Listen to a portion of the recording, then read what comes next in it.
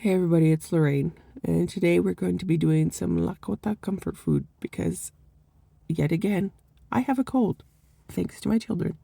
So I'm going to make some vegetable beef soup and some nice fluffy fry bread and some wojapi for dessert.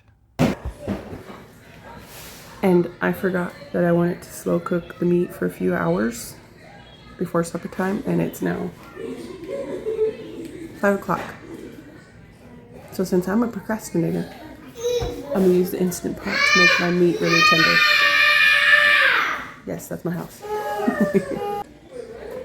So, wojapi is just a fruit sauce that you can dip your fry bread in. Kind of dessert. Also, hazards of filming with little kids around. There it goes.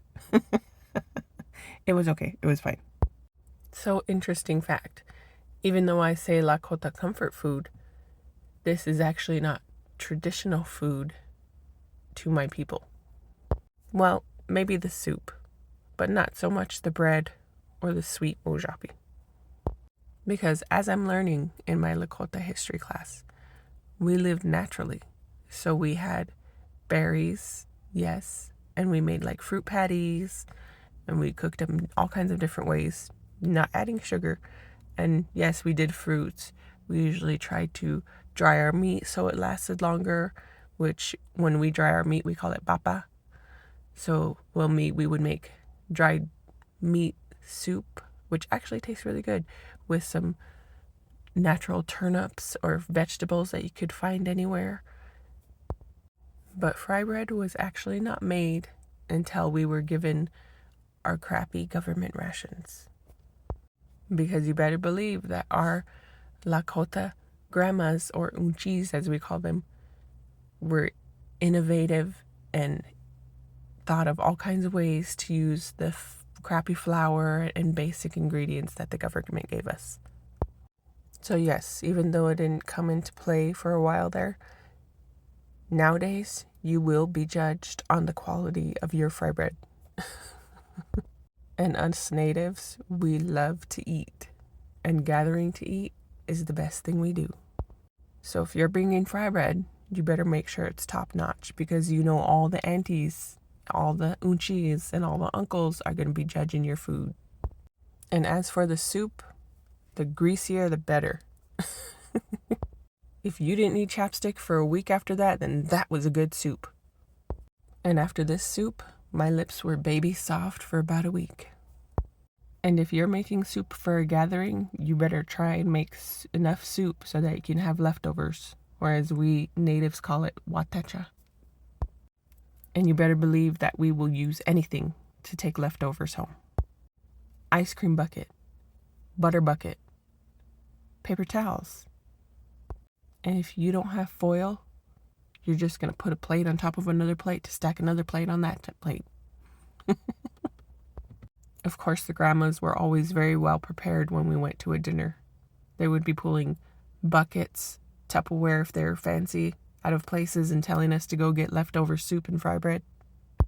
And I don't know if I have very many native followers on here, but why is it that the soup at the Powow was like the best soup ever back in our day?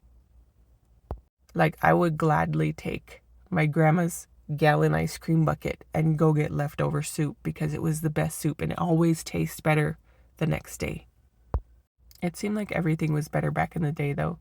We would go to powwows with my grandparents and just be running around all day around the arena at the carnival, be eating there, eating all the good greasy soup and all the lunch that they served. I remember looking over to the Chow Hut when they would be making lunch and just see that huge pot that they had over the campfire pit making their soup, and it smelled awesome.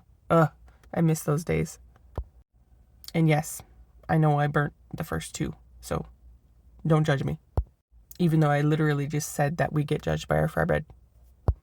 Do as I say, not as I do. I have been making beans and rice with tortillas for so long that I'm glad I still got it when it comes to making fry bread and soup. And let me tell you, my fry bread did not survive this supper. It was finished the day of. The leftover soup, was finished the next day. I'm glad my kids at least eat what I put in front of them most days. Most days. But we've all been getting colds and sore throats, so everybody really appreciated this meal and loved it. My Lakota history class inspired this meal, and this meal made me so nostalgic. Made me miss my grandma, my unchi. Made me think about all the powwow days I used to have. Look at that. So yummy. So fluffy. So juicy. And I made peach wojapi because I needed to use up my peaches. And watching this just made me hungry. So probably more soup videos to come.